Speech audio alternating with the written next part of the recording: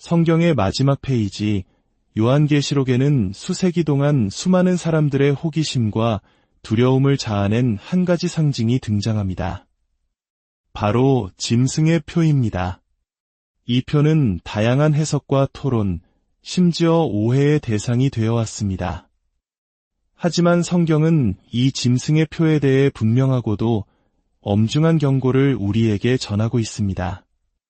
다가올 미래를 우리 자신과 사랑하는 이들이 잘 준비하기 위해서는 이 경고들을 올바로 이해하는 것이 무엇보다 중요합니다. 오늘 우리는 이 짐승의 표에 관한 5가지 핵심적인 사실을 깊이 탐구해보고자 합니다.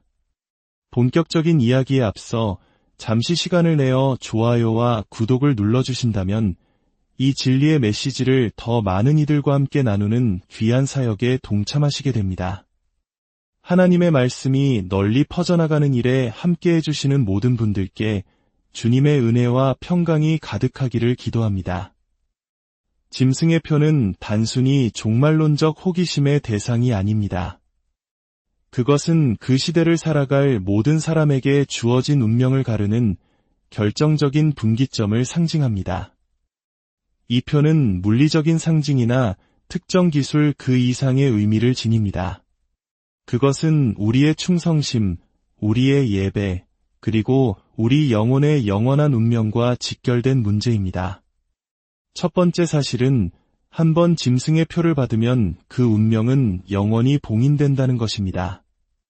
짐승의 표에 관한 가장 소브링, 즉 정신이 번쩍 들게 하는 진실 중 하나는 한 개인이 그 표를 받는 순간 그의 운명은 돌이킬 수 없게 결정된다는 점입니다. 요한계시록 14장 9절에서 11절은 이보다 더 끔찍할 수 없는 경고를 전합니다. 만일 누구든지 짐승과 그의 우상에게 경배하고 이마에나 손에 표를 받으면 그도 하나님의 진노의 포도주를 마시리니 그 진노의 잔에 섞인 것이 없이 부은 포도주라 거룩한 천사들 앞과 어린 양 앞에서 불과 유황으로 고난을 받으리니 그 고난의 연기가 세세토록 올라가리로다. 짐승과 그의 우상에게 경배하고 그의 이름표를 받는 자는 누구든지 밤낮 쉼을 얻지 못하리라 하더라. 이 구절은 짐승의 표를 받는 결정이 얼마나 돌이킬 수 없는 것인지를 강조합니다. 다시는 돌아올 수 없는 지점을 건너는 것과 같습니다. 여기에 사용된 묘사는 지극히 선명하고 두렵습니다. 자비 없이 쏟아지는 하나님의 진노, 쉼없는 영원한 고통. 이는 하나님께서 이 표를 받는 행위를 얼마나 심각하게 여기시는지를 우리에게 일깨워주는 강력한 경고입니다. 이 심판은 일시적인 것이 아닙니다. 구원이나 회개의 가능성이 전혀 없는 영원한 것입니다. 이토록 가혹한 형벌은 짐승의 표를 향한 하나님의 절대적인 혐오를 명백히 보여줍니다. 표를 받는 것은 하나님을 돌이킬 수 없게 거부하고 자기 자신을 악의 세력과 온전히 하나로 묶는 행위이기 때문입니다. 하나님께서 인류에게 경고하시기 위해 얼마나 극단적인 조치를 취하시는지 주목할 필요가 있습니다. 요한계시록 14장에서 우리는 아주 독특한 개입을 목격합니다. 하나님께서는 새 천사를 보내 공중에 날며 모든 민족과 종족과 방언과 백성에게 경고를 선포하게 하십니다. 그중 한 천사는 구체적으로 짐승의 표를 받지 말라고 경고합니다. 이 신적인 개입은 전례가 없는 일입니다. 하나님께서 매우 가시적이고 초자연적인 방식으로 인간사에 직접 개입하고 계신 것입니다. 이것만으로도 하나님께서 인류가 이 치명적인 선택을 하는 것을 얼마나 막고 싶어 하시는지 알 수 있습니다. 성경 전체를 통틀어 예수님의 탄생 예고나 부활의 소식과 같은 결정적인 순간에 하나님께서 천사를 보내 메시지를 전하신 경우는 있었지만 요한계시록의 이 경고는 그 차원이 다릅니다. 이 메시지는 한 사람이나 소그룹이 아닌 전 세계를 향한 것입니다. 이 보편적인 선포는 메시지의 긴급성과 중요성을 극명하게 보여줍니다. 뿐만 아니라 하나님께서는 두 증인을 보내 1260일 동안 기적을 행하며 예언하게 하십니다. 그들은 회개를 상징하는 굵은 베옷을 입고 짐승의 표에 대한 경고를 더욱 증폭시킵니다. 이 두 증인은 땅을 재앙으로 치고 물을 피로 변하게 하며 비가 오지 못하도록 하늘을 닫는 권능을 가졌습니다. 그들의 역할은 단순히 경고하는 것을 넘어 사람들을 회개로 부르고 적그리스도와 거짓 선지자의 속임수에 맞서 증언하는 것입니다. 하나님께서 인류가 짐승의 표를 받지 못하도록 이토록 애쓰시는 모습은 이 결정이 얼마나 끔찍하고 영구적인 결과를 초래하는지를 보여줍니다. 이는 마치 노아의 시대에 임박한 심판에 대한 명확한 경고를 주셨음에도 불구하고 오직 소수만이 그 부르심에 귀를 기울였던 때의 긴급함을 다시 떠올리게 합니다. 두 번째 사실은 짐승의 표의 본질은 예배라는 것입니다. 요한계시록 13장 15절에서 16절은 짐승의 표를 받는 행위가 짐승과 그 우상에 대한 경배와 직접적으로 연결되어 있음을 강조합니다. 핵심은 바로 예배입니다. 사탄은 태초부터 오직 하나님께만 속한 예배를 갈망해왔습니다. 광야에서 예수님께 세상의 모든 왕국을 보여주며 자신에게 엎드려 경배하면 모든 것을 주겠다고 유혹했던 순간부터 하늘에서 반역을 일으켰던 그 순간까지 사탄의 욕망은 항상 경배받는 것이었습니다. 짐승의 표는 그가 그토록 갈망하는 예배를 받으려는 사탄의 마지막이자 필사적인 시도를 상징합니다. 성경은 짐승이 모든 족속과 백성과 방언과 나라를 다스리는 권세를 가졌다고 묘사합니다. 세상은 짐승을 경배하도록 강요받을 것이며 짐승의 표는 그 충성의 상징이 될 것입니다. 이것은 단순히 사회적 시스템에 순응하는 문제가 아닙니다. 이는 하나님에 대한 직접적인 거부이며 사탄의 왕국에 대한 충성의 선언입니다. 표를 받는다는 것은 짐승을 경배하기로 선택하고 하나님을 거부하며 사탄의 편에 서는 것을 의미합니다. 이것이 바로 그 결과가 그토록 혹독한 이유입니다.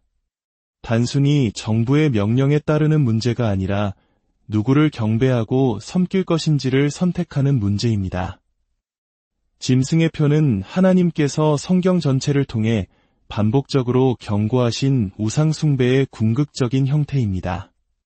구약시대부터 하나님은 바알 숭배든 황금 송아지든 다른 거짓 신들이든 그의 백성에게 우상숭배를 끊임없이 경고하셨습니다.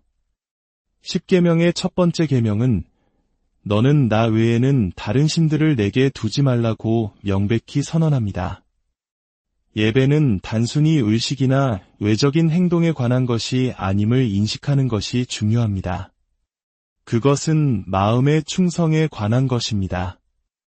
예수님께서는 마태복음 15장에서 이 백성이 입술로는 나를 공경하되 마음은 내게서 멀도다 사람의 계명으로 교훈을 삼아 가르치니 나를 헛되이 경배하는도다라고 말씀하셨습니다.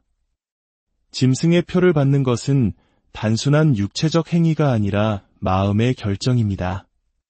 그것은 참되신 하나님에 대한 예배를 거부하고 거짓된 존재에게 자신의 영혼을 바치기로 선택하는 것입니다. 세 번째 사실은 짐승의 표는 적그리스도를 중심으로 한 종교적 행위라는 것입니다. 이 세 번째 사실은 두 번째 사실과 밀접하게 연결됩니다. 짐승의 표는 단순한 표시가 아니라 적그리스도를 중심으로 한 새로운 종교 형태를 나타냅니다. 요한계시록 13장은 거짓 선지자가 나타나 큰 이적과 기사를 행하여 땅에 거주하는 자들을 미혹할 것이라고 설명합니다. 이 거짓 선지자는 짐승의 우상을 세우고 그 우상에게 경배하지 않는 모든 사람을 죽게 할 것입니다. 이것은 정치적 통제나 경제적 명령에 관한 것이 아닙니다. 이것은 적그리스도를 예배의 대상으로 하는 새로운 거짓 종교를 만드는 것에 관한 것입니다. 적그리스도는 데살로니가후서 2장 4절의 예언을 성취하며 자신을 하나님이라 칭할 것입니다. 그는 대적하는 자라신이라고 불리는 모든 것과 숭배함을 받는 것에 대항하여 그 위에 자기를 높이고 하나님의 성전에 앉아 자기를 하나님이라고 내세우느니라. 이 신성 모독적인 행위가 바로 마지막 때의 속임수의 핵심입니다. 표를 받아들이는 것은 수능 이상의 의미를 지니며 적그리스도를 신으로 인정하는 예배 행위입니다.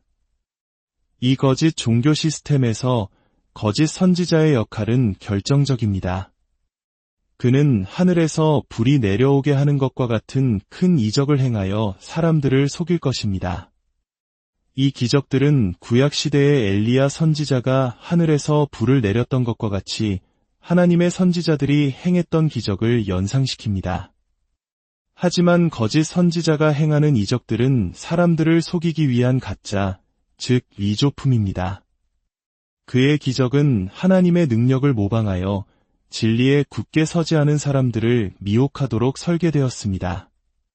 전쟁, 기근, 재앙으로 혼란스러운 세상 속에서 사람들은 해결책을 간절히 원할 것입니다. 적그리스도는 구세주처럼 나타나 충성을 대가로 평화와 안정을 제공할 것입니다. 그러나 이 평화는 거짓이며 그의 통치의 진정한 본질인 파괴, 속임수, 그리고 영원한 저주를 가리는 일시적인 위장에 불과합니다. 네 번째 사실은 짐승의 표가 경제활동의 필수적인 요구 조건이 될 것이라는 점입니다. 요한계시록 13장 17절은 누구든지 이 표를 가진 자 외에는 매매를 못하게 할 것이라고 말하며 이는 사실상 세계 경제를 통제하는 것을 의미합니다. 이 경제적 통제는 사람들로 하여금 생존과 신앙 사이에서 선택하도록 강요하는 강력한 압박 수단입니다. 식료품을 샀거나 유료 서비스를 이용하는 등 일상생활에 참여하기 위해 짐승의 표가 필수적인 자격 증명이 될 것을 암시합니다. 이 경제적 측면은 단순한 통제 수단이 아니라 예배를 강요하는 한 형태입니다.